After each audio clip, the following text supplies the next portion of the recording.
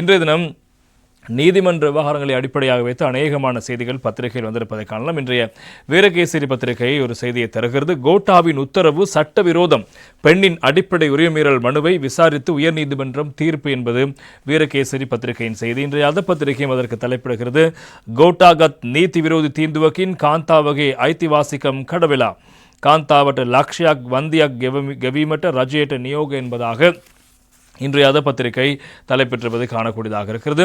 போதைப்பொருள் குற்றச்சாட்டில் கைது செய்யப்பட்ட பெண் ஒருவரை பயங்கரவாத தடைச்சட்டத்தின் கீழ் தடுத்து வைக்க முன்னாள் ஜனாதிபதி கோட்டாபய ராஜபக்ஷ கையெழுத்திட்ட தடுப்பு காவல் உத்தரவு சட்டவிரோதமானது என உயர்நீதிமன்றம் நேற்றைய தினம் தீர்ப்பளித்திருக்கிறது என்பது முக்கியமான செய்தியாக இருப்பதை காணலாம். எனினும் இந்த வழக்கில் கோட்டாபய ராஜபக்ஷ பிரதிவாதியாக குறிப்பிடப்படாததால் அவரிடமிருந்து இழப்பீட்டை வசூலிக்க முடியாது என சுட்டிக்காட்டிய உயர்நீதிமன்றம் அதன் விளைவாக ஏற்பட்ட அடிப்படை மனிதுரிமை மீறலுக்கு அரசாங்கம் மனுதாரருக்கு 1 லட்சம் ரூபாய் இழப்பீடு வழங்க வேண்டும் என்று உத்தரவிடப்பட்டிருக்கிறது. பேலியகுட குற்றத்தடுப்பு பிரிவினால் கைது செய்யப்பட்ட ஹேனகம பொக்குண்டுவிட்ட பகுதியைச் சேர்ந்த காஞ்சனா பிரிதர்ஷினி மதுரப்பெருமை என்ற பெண் தாக்கல் செய்த அடிப்படை உரிமைமீறல் மனுவை விசாரித்த உயர்நீதிமன்றம் இந்த உத்தரவை பிறப்பித்திருப்பதாக அந்த செய்திகளும் பிரதானமாக இருப்பதை காலம். கடந்த 2020 ஜனவரி 30 பண்டாரகம பகுதியில் வைத்து பேலியகுட குற்றத்தடுப்பு பிரிவின் அதிகாரிகளால் தானும் தனது சகோதரனும் கைது செய்யப்பட்டதாக மனுதாரர் மனுவில் குறிப்பிட்டிருக்க. எனவே பயங்கரவாத தடைச்சட்டத்தின் கீழ் தடுத்து வைத்தமிடம் விசாரணை மேற்கொண்ட விவகாரமானது